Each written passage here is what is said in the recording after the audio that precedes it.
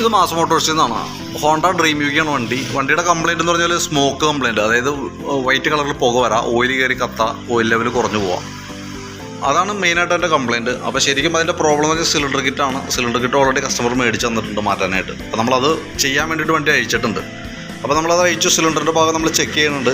Check ചെയ്ത് നോക്കുമ്പോൾ already piston work ചെയ്യുന്ന ഭാഗത്ത് നമ്മൾ ആ റെഡ് മാർക്കർ വെച്ച് മാർക്ക് ചെയ്ത ഭാഗത്തേക്ക് ശ്രദ്ധിച്ച് ഞാൻ മനസ്സിലാവും അത്യാവശ്യം നല്ല രീതിയിൽ തേയ്മാനം വന്നിട്ടുണ്ട് സിലിണ്ടറിൻ്റെ ഇൻസൈഡ്. അതേപോലെ തന്നെ രണ്ട് സൈഡിൽ അടിയിലും മുകളിലും പിസ്റ്റൻ്റെ അടിഭാഗവും മോൾ ഭാഗവും സിലിണ്ടറിനകത്ത് നല്ല രീതിയിൽ സ്ക്രാച്ചസ് വരുത്തിയിട്ടുണ്ട്.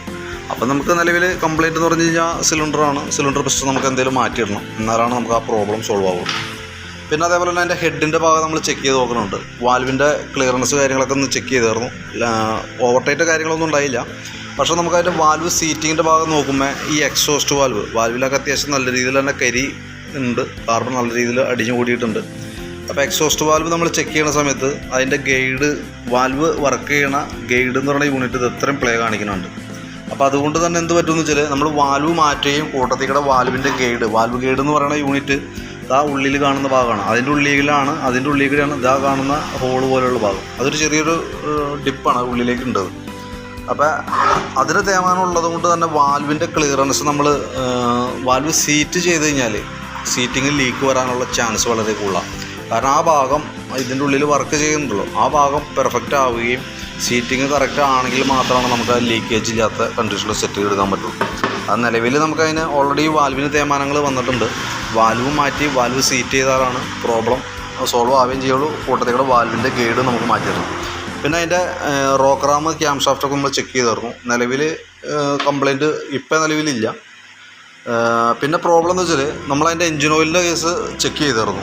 ഓയിൽ ലെവൽ നോക്കുന്ന സമയത്ത് ഇപ്പോൾ നിലവിൽ ഉള്ള ഓയിൽ എന്ന് പറഞ്ഞാൽ ഏകദേശം ഒരു 300 മില്ലി ഓയിലാണ് നമുക്ക് എൻജിനിലുള്ളൂ.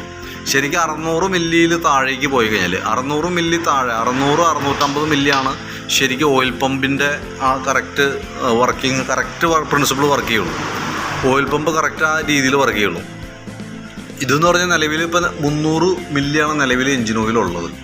അതുകൊണ്ട് തന്നെ ശരിക്കും എൻജിൻ ഹെഡിൻ്റെ ഭാഗത്തേക്ക് ഓയിൽ പമ്പിങ് വളരെ കുറയുകയും അതുമായി ബന്ധപ്പെട്ട് ഹീറ്റിംഗ് അനുഭവപ്പെടുകയും ഹീറ്റിംഗ് വരുമ്പോഴത്തേക്കും മെറ്റൽ പാർട്സ് ശരിക്കും എക്സ്പാൻഡ് ആവും. കറക്റ്റ് ലൂബ്രിക്കേഷൻ കിട്ടാതെ കൊണ്ട് വരുമ്പോഴത്തേക്കും കംപ്ലയിൻറ്റ്സ് വരാനുള്ള ചാൻസ് കൂടുതലാണ്. അതാണ് നമ്മൾ ഇൻഡിവിജ്വലായിട്ട് എല്ലാ ഭാഗങ്ങളും അഴിച്ച് ഓരോ പോയിൻ്റ് എന്തെങ്കിലും ഡാമേജ് വന്നിട്ടുണ്ടോ എന്ന് ഡീറ്റെയിൽ ആയിട്ട് ചെക്ക് ചെയ്തതിൻ്റെ കേസ്. അപ്പോൾ നിലവിൽ ഇത്രയും ഭാഗത്ത് സിലിണ്ടറും ആ ഹെഡിൻ്റെ വാൽവും ഗൈഡും മാത്രം മാറ്റിയിട്ടാൽ മതി, സംഭവം ക്ലിയർ ആവും. പിന്നെ നമ്മൾ ആ സിലിണ്ടർ പിസ്റ്റൺ കണക്ട് ചെയ്യുന്ന ഭാഗമാണ് ക്രാങ്ക് ഷാഫ്റ്റ് എന്ന് പറയുന്നത്.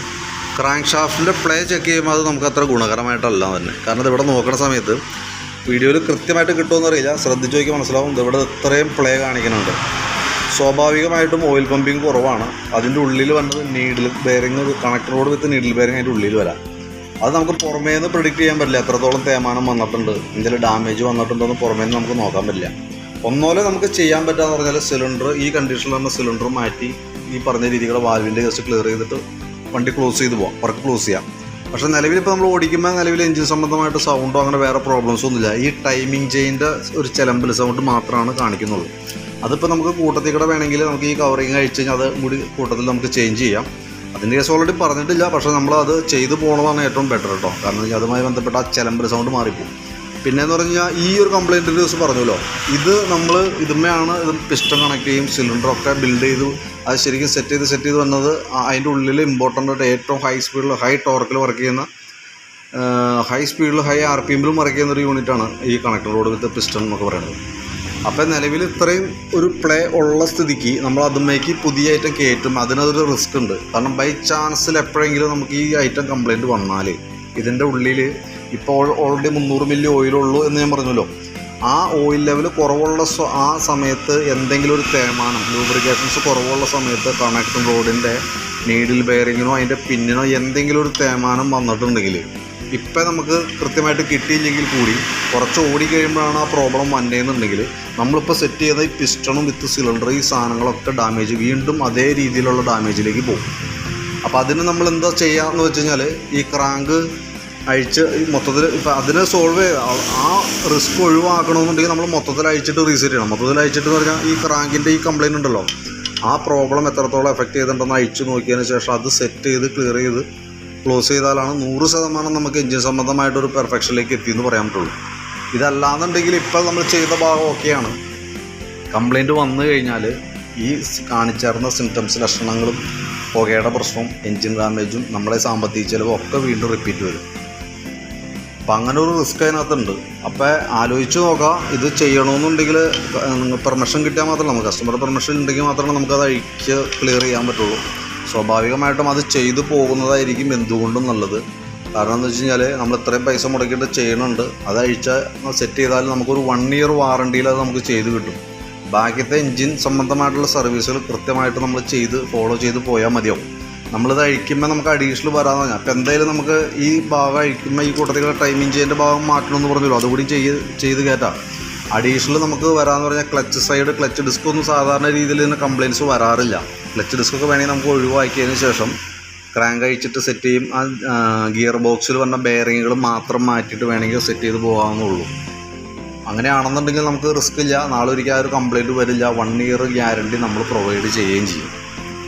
അപ്പോൾ അത് കൃത്യമായിട്ട് നോക്കി വീഡിയോ കണ്ടതിന് ശേഷം നോക്കിയിട്ട് പറയാം എങ്ങനെയാണ് നല്ലത്, ഏത് രീതിയിലാണ് ചെയ്യേണ്ടതെന്നത്. നല്ലത് എപ്പോഴും ഈ കാണുന്ന ഈ വരാൻ സാധ്യതയുള്ള ഈ കംപ്ലയിൻ്റ് അടക്കം തീർത്തിട്ട് സെറ്റ് ചെയ്യുന്നതാണ് ഏറ്റവും നല്ലത്.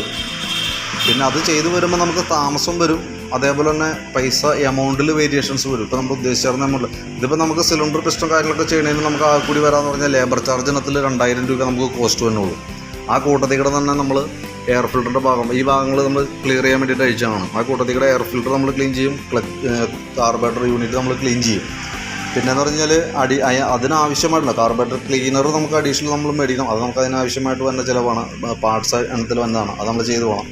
കൂട്ടത്തിൽ നമുക്ക് സൈലൻസറിൻ്റെ ഉൾഭാഗവും കൂടി ഒന്ന് ക്ലീൻ ചെയ്താൽ അതിൻ്റെ ഉള്ളിൽ അത്യാവശ്യം കാർബൺ ഉണ്ടാവും.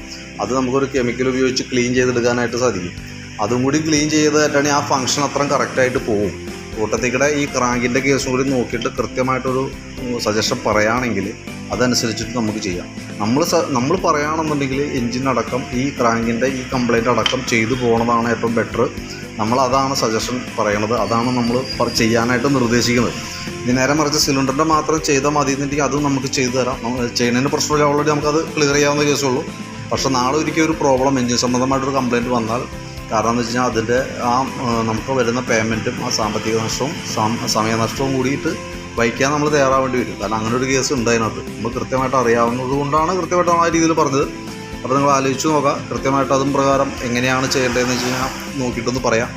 ഫുള്ളായിട്ടാണ് ചെയ്യേണ്ടതെന്നുണ്ടെങ്കിൽ ഞാൻ അതിൻ്റെ ഒരു ഏകദേശം എസ്റ്റിമേറ്റ് നോക്കിയിട്ട് പറയാം. ഇനി അതല്ല സിലിണ്ടർ പിസ്റ്റൺ നമ്മളിപ്പോൾ പറഞ്ഞാണ് കേസ് മാത്രം ചെയ്താൽ മതി എന്നുണ്ടെങ്കിൽ കൂട്ടത്തിക്കടെ ഈ ക്യാംജേൻ്റെ കേസ് കൂടി നോക്കണ കേസ് പറയുകയാണെന്നുണ്ടെങ്കിൽ അതടക്കമുള്ളൊരു എസ്റ്റിമേറ്റ്. അത് നമുക്ക് അതിൻ്റെ ഈ ടോപ്പിൽ വന്ന ഓറിങ്ങിന് ഇതിൻ്റെ ഓറിങ്ങൊന്നും ആ കിറ്റിനകത്ത് ഉണ്ടാവില്ല, അതൊക്കെ നമ്മൾ അഡീഷണൽ സെപ്പറേറ്റ് മേടിക്കുന്നതാണ്. അങ്ങനെ 1-2 ചിലവുകൾ നമുക്ക് ഉണ്ടാവും. പിന്നെ എയർ ഫിൽറ്ററിൻ്റെ ഭാഗം നമുക്ക് ക്ലീൻ ചെയ്ത് കയറ്റിയാൽ മതി. കാർബറേറ്റർ ക്ലീനർ നമുക്ക് എടുക്കേണ്ടി വരും. എയർ ഫിൽറ്റർ വലിയ പഴക്കമില്ല, എയർ ഫിൽറ്റർ അത് മതി. കാർബറേറ്റർ ക്ലീനർ നമുക്കെടുത്ത് ക്ലീൻ ചെയ്ത് കയറ്റണം. അതിൻ്റെ ഉള്ളിൽ അത്യാവശ്യം അഴുക്കും കാര്യങ്ങളൊക്കെ ഉണ്ട്, അപ്പോൾ അതൊന്ന് ക്ലീൻ ചെയ്ത് കയറ്റാം. സൈലൻസറിൻ്റെ ക്ലീൻ ചെയ്യാനുള്ള ആ പേയ്മെൻറ്റ് അത് ഏകദേശം ഒരു 100 രൂപ നമുക്ക് സൈലൻസർ ക്ലീനിന് വരുള്ളൂ. അപ്പോൾ അത്രയും ചെയ്ത് കയറ്റാം. അപ്പോൾ എങ്ങനെയാണ് വേണ്ടതെന്ന് വെച്ചാൽ നോക്കിയിട്ട് കൃത്യമായിട്ടൊന്ന് പറയാം. അതനുസരിച്ചിട്ട് നമുക്ക് വർക്ക് കംപ്ലീറ്റ് ചെയ്യാം. എൻജിൻ ഫുള്ളായിട്ട് അഴിച്ചാണ് ചെയ്യണമെന്നുണ്ടെങ്കിൽ നമുക്ക് അതിൻ്റേതായിട്ടുള്ള താമസം വരും. അപ്പോൾ അത് നോക്കിയിട്ട് കൃത്യമായിട്ട് പറയാം. അപ്പോൾ സമയവും കാര്യങ്ങളൊക്കെ ക്ലിയർ ആണെന്നുണ്ടെങ്കിൽ നമുക്കത് കംപ്ലീറ്റ് ചെയ്ത് പോകുന്നതാണ് ഏറ്റവും ബെറ്റർ. ഓക്കെ.